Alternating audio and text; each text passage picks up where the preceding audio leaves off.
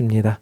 창세기 1장 26절부터 31절 그리고 2장 7절 말씀입니다. 제가 먼저 읽고요. 여러분들이 나중 읽고 교독하고요. 맨 마지막 절은 같이 읽겠습니다.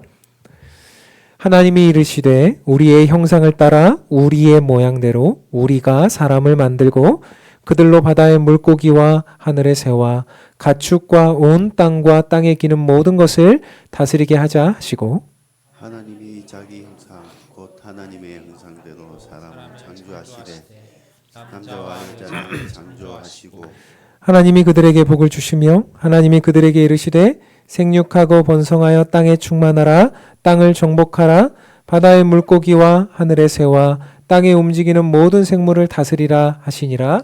하나님이 이르시되 내가 온 지면에 씨 맺는 모든 채소와 씨 가진 열매 맺는 모든 나무를 너희에게 주노니 너희의 먹을거리가 되리라.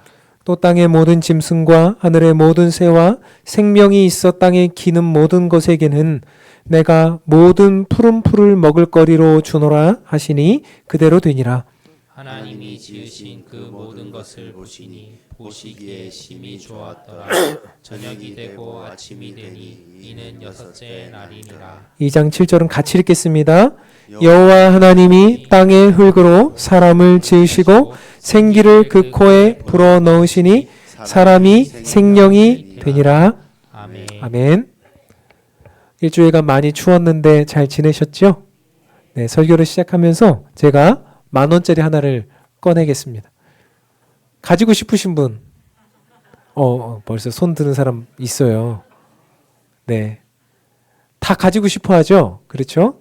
이게 길거리에 떨어져 있으면 주시겠습니까? 안 주시겠습니까? 당연히 줍죠. 여러분, 이 10,000원의 가치는 얼마의 가치가 있는 거죠?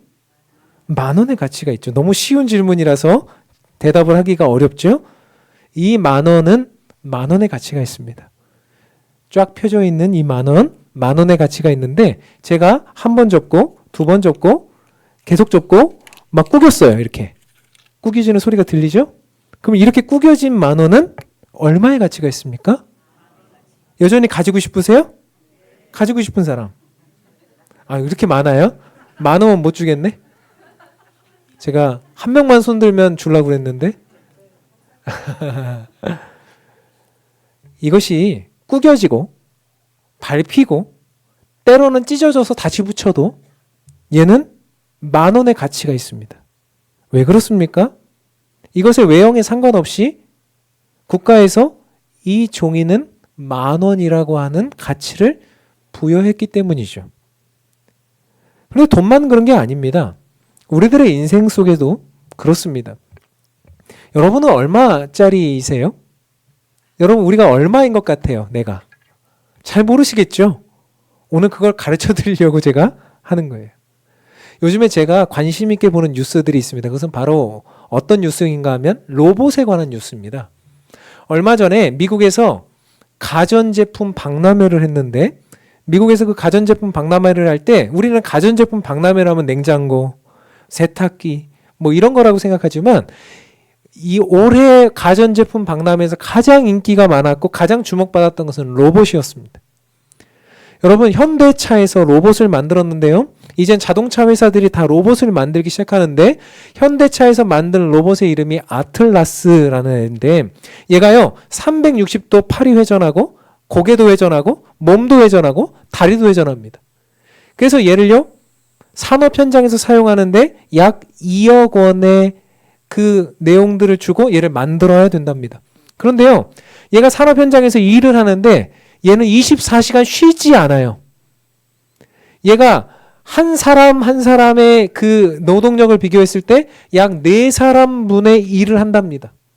24시간 쉬지도 않고 특별히 노사 분규도 없고 여러 가지 상황 속에서 이제 이 사측에서는 어떻게 하겠습니까? 이 로봇을 쓰고자 하겠죠. 테슬라라고 하는 자동차 회사에서 옵티머스라고 하는 로봇을 만들었는데요. 이 로봇은 3천만 원밖에 안 해요. 이 로봇은 이제 가정에서 쓸 텐데 이 가정에서 청소를 해주고 가정에서 심부름을 해주고 여러 가지 일들을 해주면서 그 일들을 감당해낼 로봇입니다. 아마 기술이 점점 더 발달하고 또 사람들이 점점점 실용성을 중요하게 여기면 이 자리에서 이제 저와 같은 사람 담임 목사가 아니라 로봇가 나와서 설교를 하는 날도 머지 않았을 것입니다. 허황된 이야기 같죠? 지금 독일에서는 AI, 화면에다가 AI를 띄워놓고 설교를 듣는 교회들도 많습니다. 로봇이 나와서 설교하고 로봇이 여러분들의 신방 가고 로봇이 여러분하고 이야기하고 하는 날들이 머지 않은 것 같아요. 세상은요, 재료, 능력, 기능으로 모든 것을 판단합니다. 이것을 스펙이라고 부릅니다. 그런데 요즘에는 희한해서 사람한테 스펙이라는 말을 붙입니다. 스펙이 어떻게 되세요? 이것은 기계나 로봇이나 이런 것들에만 쓰는 용어가 스펙입니다. 그런데 우리는 사람한테 그 이야기를 합니다. 당신의 스펙은 어떻게 됩니까? 그렇게 물으면 우리는 대답해요. 저는 어떤 학교를 나왔고요. 어떤 경력이 있고요. 어떤 직위를 가지고 있고요. 저는 이런 것들을 할 수 있고요. 저런 것들을 할 수 있습니다라고 말해요. 마치 내가 로봇이 된 것처럼, 기계가 된 것처럼 말이죠. 우리들은 어떤 가치를 지니고 있습니까? 2억 원짜리입니까? 3천만 원짜리입니까? 우리는 그 로봇보다 훨씬 더 중요한 능력을 가지고 있습니까? 우리가 이런 질문 앞에서 이제는 우리 스스로가 어떤 가치를 지니고 있는지, 서로가 서로를 바라보면서 저 사람은 어떤 존재의 의미를 지니고 있는지 우리가 그런 것들을 명확하게 하지 않으면 이제는 점점점 상대방을 바라보면서 서로가 서로를 바라보면서 그저 상대방을 기계적으로 물질적으로 바라보게 되는 일들이 생겨나게 된다는 겁니다. 저는 인간이 2억 원짜리 로봇과 비교할 수 없는 가치를 지녔다라고 생각해요. 여러분도 정말 그렇게 생각하세요? 우리가 점점 세상화되면 저 사람이 얼마짜리일까를 생각해요. 그런데 점점점 하나님의 눈으로 바라보게 되면 우리는 저 사람은 그것과는 비교할 수 없는 고유의 가치를 지녔다라고 생각하게 돼요. 그래서 오늘 창세기를 통해서 하나님이 그렇다면 이 세상의 많은 것과 이 세상의 수많은 엄청난 피조물들과 우리는 어떻게 다르게 창조되었으며 우리 인간만이 가지고 있는 어떤 고유한 가치가 있는지에 대해서 오늘 창세기의 본문이 우리에게 알려주고 있는데 이것을 우리가 함께 나누면서 우리 인간이 가진 가치, 인간이 가진 존재 이유를 오늘 좀 살펴보려고 하는 것입니다. 그렇다면 사람이 어떤 재료로 만들어졌는지가 또 중요하겠죠. 그래서 하나님께서는 오늘 본문에 우리 인간의 재료가 이렇다라고 말해주고 있는데 저는 첫 번째 제목으로 땅과 하늘의 재료를 혼합하여 만든 것이 사람이다 라고 말하고 싶어요.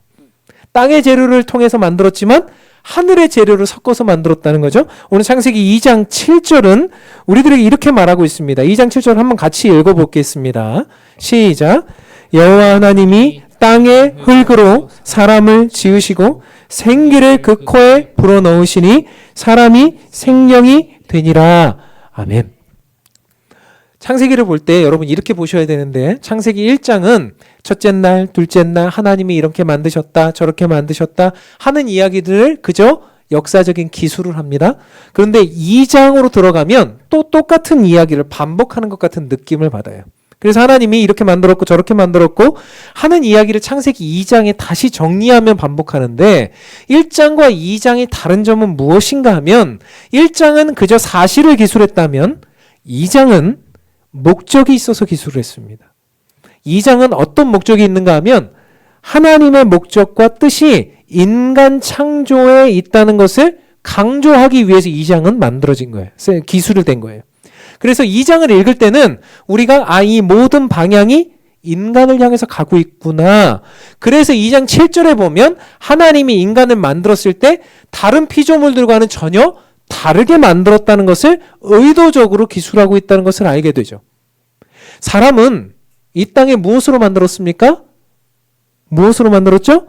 흙으로 만들었습니다. 물론 이것도 다른 피조물들과는 달라요. 다른 피조물들은 그냥 말씀으로 만드셨는데 인간은 하나님의 흙으로 빚어서 정성스럽게 만들었어요.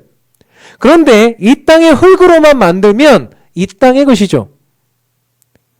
그래서 하나님이 인간에게는 특별하게 무엇을 부여하셨습니까? 하늘의 재료인 생기를 인간의 코 속에 넣으셨다라고 말씀하시죠. 그러니까 사람은요, 가치가 다른 거죠. 이 세상의 어떤 피조물들과는 전혀 다른 가치를 지니고 있는데 사람은 땅의 것으로만 만들어진 게 아니라 어떻게 됐다고요? 하늘의 재료가 섞인 혼합물이라는 것이죠. 이 땅의 재료인 흙과 하늘의 재료인 생기를 부어 만드셨다면 우리는 하나님의 형상대로 살 수 있는 근거를 가지게 된 거죠.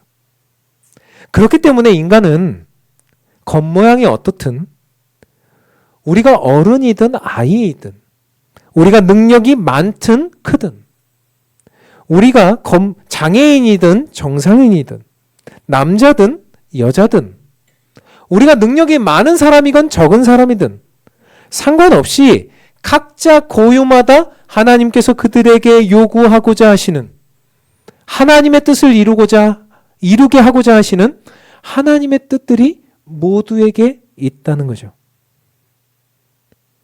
이것을 알지 못하면 우리는 자꾸만 사람을 어떻게 평가합니까?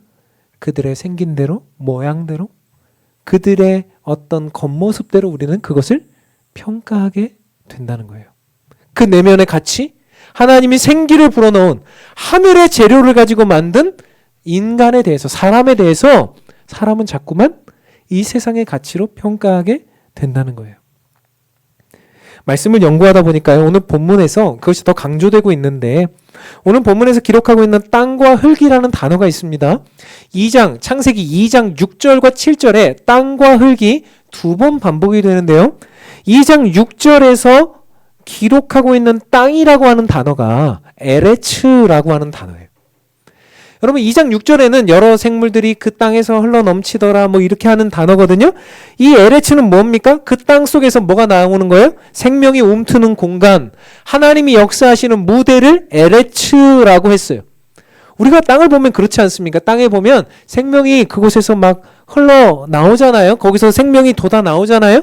그런 장면을 2장 6절 온 세상을 만드실 때 흙이라고 하는, 땅이라고 하는 에레츠를 그렇게 사용하셨다면 인간을 만든 땅과 흙이라고 하는 단어는 좀 달라요. 2장 7절 우리가 읽었던 구절에 흙이라는 단어는 아파르라고 하는 단어예요. 그런데 이상하지 않습니까? 하나님이 인간을 만든 흙은 아파르예요. 근데 이 단어인 아파르는 황무지, 먼지, 재, 티끌이라고 하는 내용으로 쓰이는 거예요. 그러니까 한번 생각해 보십시오. 인간을 만든 흙은 어떤 흙이었다는 거예요? 우리가 말하면 뭐 어떤 식물을 심어 놓으면 생명이 흘러나는 흙이 아니라 인간을 만든 흙은 어떤 흙이었다는 거예요? 쓸모없는 흙. 생명이 이루어질 수 없는 흙. 재, 먼지, 티끌 같은 흙으로 누구를 만들었어요? 인간을 만들었어요. 그래서 인간은요, 그 자체로 이 땅의 것으로는 아무짝에도 쓸모없는 존재. 다른 동물들과 비교해도 우리 스스로는 아무것도 할 수 없는 존재가 바로 인간이에요. 그리고 인간은요, 하나님의 생기인 그 생기가 없으면 아무것도 아닌 존재. 그래서 인간은요, 자기 스스로는 아무것도 할 수 없어서 언제나 하늘을 그리워해요. 언제나 하늘을 바라봐요. 인간은 그런 흙으로 만들어진 존재입니다. 그래서 우리가 이 땅에서 우리의 생기가 없는 존재로 살아가다 보면 어떻습니까? 점점점 망쳐지는 상태로 가는 것이 인간의 모습이라는 거예요. 오늘 이 모든 내용을 너무나 잘 알고 계시는 예수님께서 그런 인간의 모습을 보시면서 요한복음 15장 4절부터 6절까지 에서 이렇게 말씀하셨어요. 내 안에 거하라. 나도 너희 안에 거하리라. 가지가 포도나무에 붙어있지 아니하면 스스로 열매를 맺을 수 없음 같이 너희도 내 안에 있지 아니하면 그러하리라. 나는 포도나무여 너희는 가지라. 그가 내 안에 내가 그 안에 거하면 사람이 열매를 많이 맺나니 나를 떠나서는 너희가 아무것도 할 수 없습니다. 사람이 내 안에 거하지 아니하면 가지처럼 밖에 버려져 마르나니 사람들이 그것을 모아다가 불에 던져 사르느니라. 인간이 혼자 있으면, 예수 그리스도의 공로가 아니면, 예수 그리스도께서 함께 하시지 않으면 인간은 어때요? 아무런 생명의 능력이 없어서 밖에 버려져 불사르게 되는 존재가 될 수밖에 없는, 흙으로 만든 존재, 그저 먼지로 만든 존재, 티끌로 만든 존재가 우리예요. 그런데 그런 우리에게 하나님은 생기를 불어넣으셔서 하나님과 이 땅을, 하늘과 이 땅을 소통할 수 있도록, 이어줄 수 있도록 엄청나게 고귀한 존재로 만든 거죠. 그래서 이 세상에 그 어떤 존재도 하늘과 소통할 수 없는데, 우리 인간만이 하나님의 생기를 머금었기 때문에 우리 인간만이 하늘과 소통할 수 있고, 우리 인간만이 하늘과 땅을 이을 수 있는 존재라는 거죠. 그래서 예수님이 이렇게 말씀하셨어요. 아까 그 본문에서 요한복음 15장에서 이어지는 구절인데요. 7절입니다. 너희가 내 안에 거하고 내 말이 너희 안에 거하면 무엇이든지 원하는 대로 구하라. 그리하면 이루리라 이러셨어요. 우리가 기도할 수 있는 존재가 된 것은 흙이기 때문이 아니라 그 흙에 하나님의 생기가 들어갔기 때문에 우리가 기도할 수 있는 거죠. 우리가 기도할 수 있는 것은 우리가 그런 존재로 살아가다가 예수 그리스도의 생명을 받아 성령이 우리 안에 거하시기 때문에 우리가 기도할 수 있게 된 거죠. 그러면 원하는 대로 구하라는 거예요. 원하는 대로 구하라. 너희가 내 안에, 내 말이 너희 안에 거하면 무엇이든지 원하는 대로 구하라. 그리하면 어떻게 된다고요? 이루리라. 그런 의미로 본다면은 사람은 하늘과 땅을 연결할 수 있는 이 땅의 유일한 피조물이에요. 기도할 수 있는 존재고 예배할 수 있는 존재고, 우리가 구하면 하나님의 뜻이 이 땅에 이루어질 수 있는 존재고, 이 땅에서 하나님의 나라를 유일하게 구현할 수 있는 존재가 바로 우리예요. 강아지도 아니고 고양이도 아니고 이 세상에 어떤 똑똑한 어떤 것도 아니고 바로 인간만이, 사람만이 그 일을 할 수 있게 된다는 거죠. 사랑하는 성도 여러분, 그런데 우리들의 인생을 보면 어떻습니까? 많이 힘들죠. 흔들리죠. 흔들리는 인생을 보면서 우리는 자꾸 생각해요. 내가 과연 하나님의 대리자로 하나님의 그 역사를 이룰 수 있는 사람이 맞나? 흔들리기 때문에 자꾸만 우리는 마음도 흔들리는 거죠. 그런데 어떤 분이 이런 예화를 들어주시는데 참 감사했어요. 여러분, 나침반 아십니까? 나침반은 뭐 하는 도구죠? 방향을 잡는 도구입니다. 나침반은 언제나 한 방향을 가리킵니다. 그런데 나침반이 한 방향을 가리키기 위해서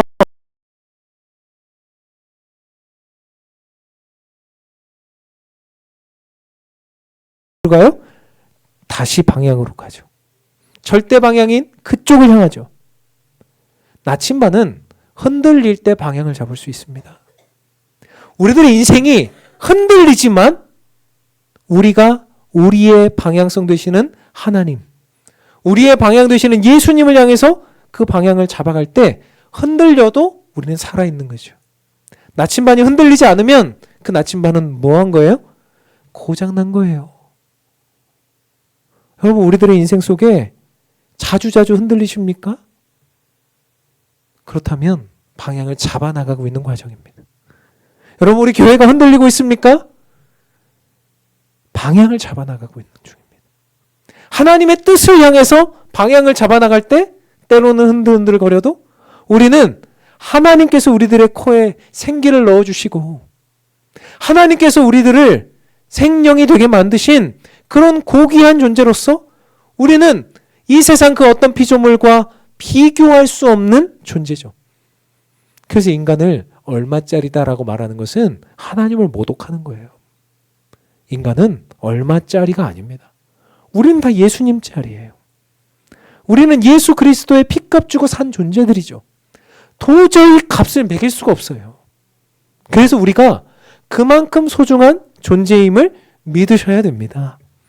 세상이 뭐라고 말해도, 세상이 여러분을 향해서, 세상이 우리를 향해서, 세상의 어떤 이 내용들을 통해서 우리에게 말해도, 아니, 하나님은 우리를 그렇게 만들지 않으셨어.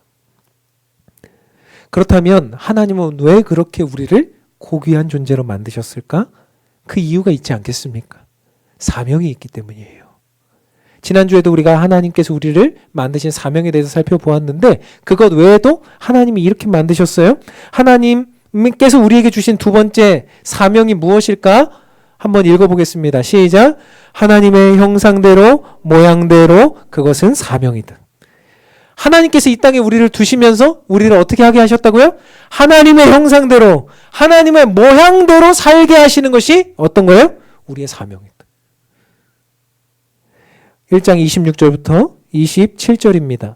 하나님이 이르시되 우리의 형상을 따라 우리의 모양대로 우리가 사람을 만들고 그들로 바다의 물고기와 하늘의 새와 가축과 온 땅과 땅에 기는 모든 것을 다스리게 하자 하시고 하나님이 자기 형상 곧 하나님의 형상대로 사람을 창조하시되 남자와 여자를 창조하시고 이랬어요. 하나님이 여기서 보면 26절에 보니까 뭐라고 말씀하세요? 우리의 형상을 따라 우리의 모양대로 우리가 사람을 만들고 있어요. 태초에 성부 하나님만 계셨던 게 아니라는 것을 오늘 본문을 통해서 알게 돼요. 삼위일체 하나님이라고 하는 단어가 성경에 없지만 삼위일체를 추측할 수 있는 그런 개념들이 오늘 본문에 나와 있는 겁니다. 하나님은 한 분이 아니셨어요. 하나님은 성부, 성자, 성령 하나님으로 존재하시죠. 그래서 오늘 본문 26절에 보니까 우리의 형상대로 우리의 모양대로 사람을 만들자 하셨어요. 우리라는 표현을 쓰셨죠. 그래서 이것이 삼위일체를 의미해요.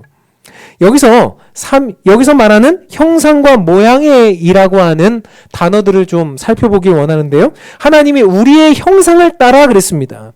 여기서 말하는 형상이라는 말은 체렘이라는 단어인데 이 체렘이라고 하는 단어는 두 가지 의미의 히브리어가 있어요. 그림자 또는 새겨진 것이라는 의미가 있어요. 여러분, 그림자는 해가 비치면 어떻게 돼요? 없어집니까? 나타나죠. 여러분, 새겨진 것은 어떻게 됩니까? 쉽게 없어지지 않아요. 우리가 하나님이 흙으로 만들어진 우리들에게 생기를 불어넣으셔서 생명이 되었을 때, 우리가 사람이 되었을 때 우리들에게 하나님의 형상이 새겨졌다는 얘기입니다. 없어지지 않는다는 거예요. 그러니까 우리가 하나님의 형상을 닮은 거죠. 그러니까 우리는 매일 하나님의 형상을 보고 있으면서도 하나님을 한 번도 보지 못했죠. 여러분 옆에 있는 분들을 보시면서 그렇게 생각하시면 돼요. 하나님의 형상이구나. 때로는 남편을 보시면서 하나님의 형상일까? 아내를 보시면서 하나님의 형상일 수도 있겠지? 우리가 하나님의 형상이라고 하는 것을 가끔 의심하죠. 왜냐하면 인간적인 흙의 모습이 너무 많이 나타나니까. 그래서 하나님이 하나님의 형상을 잘 보라고 이분을 우리에게 주셨죠. 바로 예수님이에요.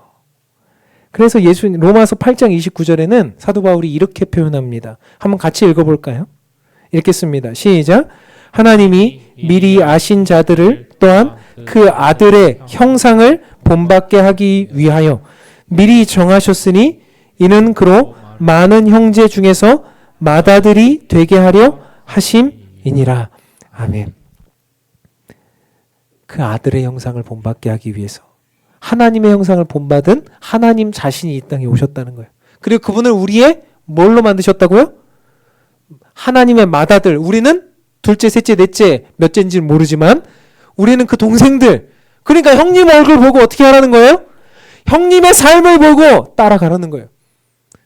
예수님의 모습을 보고 그분의 모습을 보고 그분이 맏아들이 되셨으니 너희도 자녀 삼으셨으니 이제 너희들도 예수님의 모습을 보고 그분을 따라 하나님의 형상대로 살라. 맏형은 많은 순간 형제들의 본이 되지 않습니까? 맏언니는 많은 순간 동생들의 본이 되지 않습니까? 우리가 그런 것처럼 예수 그리스도의 모습을 닮을 때 우리는 하나님의 형상을 배울 수 있는 거죠. 볼 수 있는 거죠. 성도의 사명은 하나님의 형상을 담는 것입니다. 교회에 다니는 목적은 하나님의 형상을 담기 위해서예요. 그 방법은 예수님을 닮는 거죠. 예수님을 닮기 위해서는 말씀을 알아야 되죠. 성경을 보고 연구하고 그 뜻과 그 생각대로 살아내야 되는 거죠. 우리의 사명이 첫 번째 그것이라는 것입니다. 두 번째, 우리의 모양대로 우리를 지으셨다고 했습니다. 여기서 모양대로라고 하는 단어는 때못 뜨는데, 때못 뜨는요 특성, 이미지라는 단어로 번역되고요. 지금 21세기에 우리가 때못 뜨를 가장 잘 표현한 것은 DNA예요. DNA. 여러분 DNA는 아십니까? 여러분과 저는 DNA가 섞이지 않았잖아요. DNA는 혈연으로만 섞입니다. 혈연으로만 내려갑니다. 여러분과 우리가 하나님의 DNA 때못 뜨를 받았다는 거예요. 여러분 DNA 받은 사람들은 어떻습니까? 자연스럽게 닮아요. 닮는데 얼굴만 닮는 게 아니고 성격도 닮더라고요. 닮는데 그 안에서 그 안에 있는 그 마음 자세도 닮더라고요. 희한합니다. 여러분 우리 교회 처음 오신 분들이요. 저와 제 딸이 제가 소개하지 않아도 다 압니다. 제가 목사님 딸이구나. 그런데 아들은요. 저와 많이 닮진 않았어도 성격이 저랑 똑 닮았어요. 맨날 울어요. 울보예요. 그만 좀 울어라 이러면 눈물이 나요. 막 이래. 왜 그런지 모르겠어요. 저는 안 그런데. 근데 성격이 닮았어요. 우리가 누구를 닮은 존재입니까? 하나님의 모양대로 만들어진 그 DNA를 닮은 존재들이에요. 어느 날 저희 아이들이, 저희 특성을 똑 닮은 아이들이, 저와 얼굴 모양이 비슷한 아이들이 아빠 저랑 무슨 상관이시길래 저한테 그러세요? 아빠랑은 저랑은 상관이 없어요. 아빠 저는 아빠처럼 안 살 거예요. 하고 집을 나간다면 여러분 어떠시겠습니까?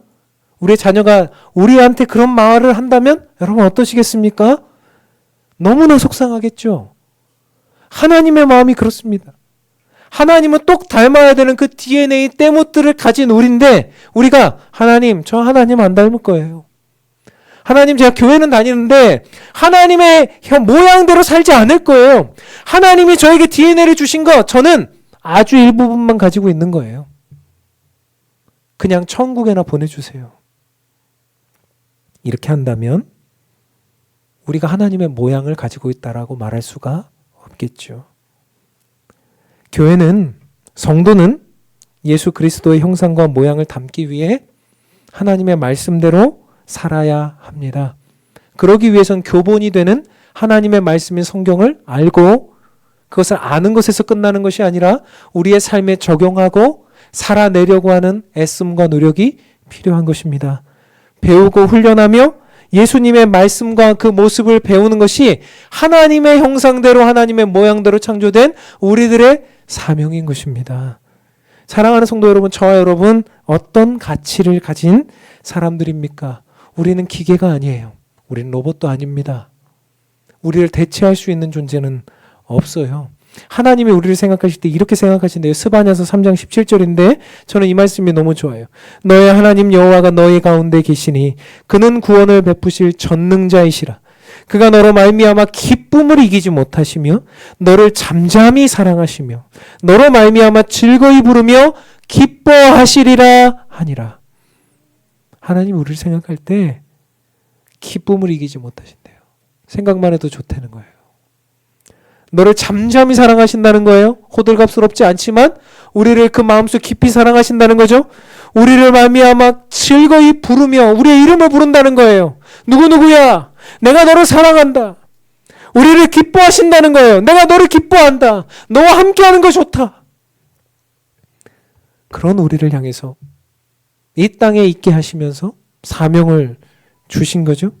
그 사명이 에베소서 1장에 보니까 이렇게 기록하고 있는데 1장 9절부터 12절까지 제가 읽겠습니다.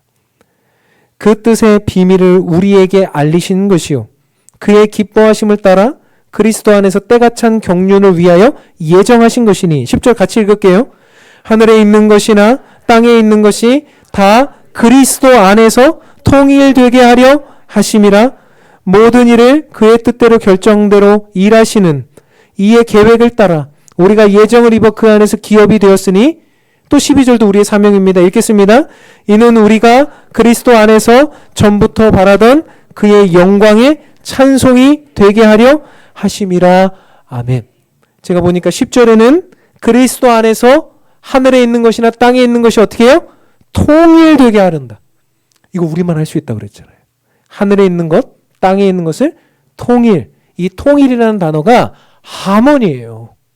화음을 이룬다는 거예요. 그것과 대꾸해서 12절에 보니까 우리는 그의 영광의 찬송이 되게 하려 하신다고 그러잖아요.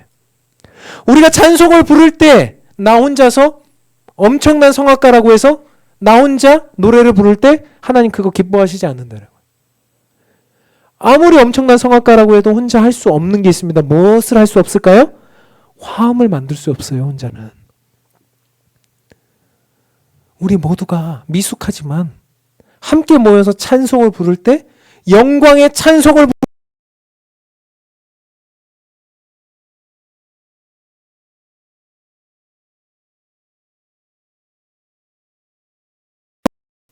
우리의 가정부터 시작하면 얼마나 망가진 것들이 많습니까? 이 교회에도 또 이 나라와 민족과 열방 가운데도 얼마나 망가진 것들이 많습니까? 그것을 하늘의 뜻을 따라서 하모니를 이루게 만드는 것이 성도의 사명이에요. 왜요? 우리는 어떤 존재니까? 하나님의 형상을 입은 존재니까.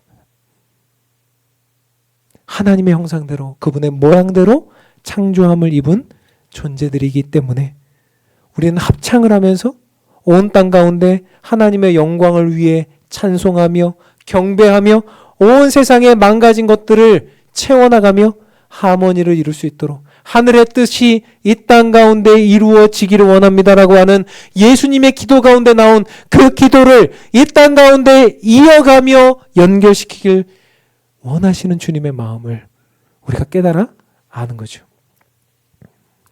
결론을 내며 정리하려고 합니다.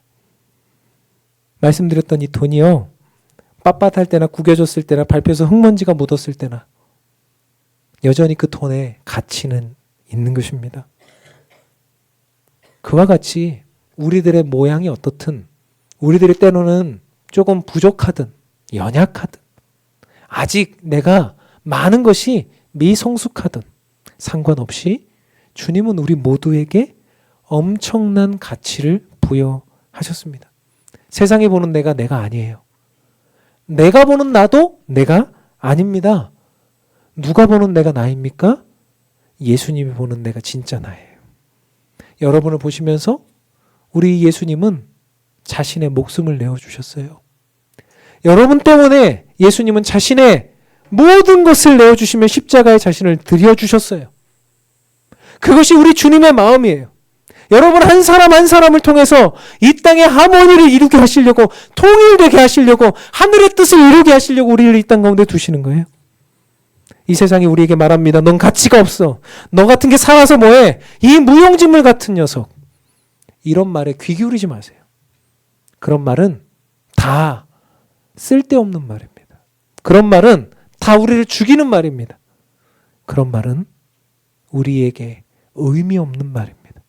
우리에게 의미 있는 말은 무엇입니까?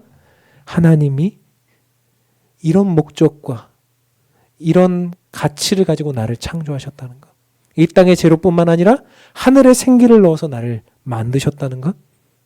그래서 우리 청소년들도, 청년들도, 우리 연세가 많은 우리 성도님들도, 또 우리 함께하는 모든 성도님들도 우리가 우리의 겉모습에 좌지우지되지 않고 하나님이 나에게 부여하신 사명, 그것을 붙들며 나아간다면은 하나님께서 주신 그 사명을 이루며 나아가는 한 주가 될 줄로 믿습니다.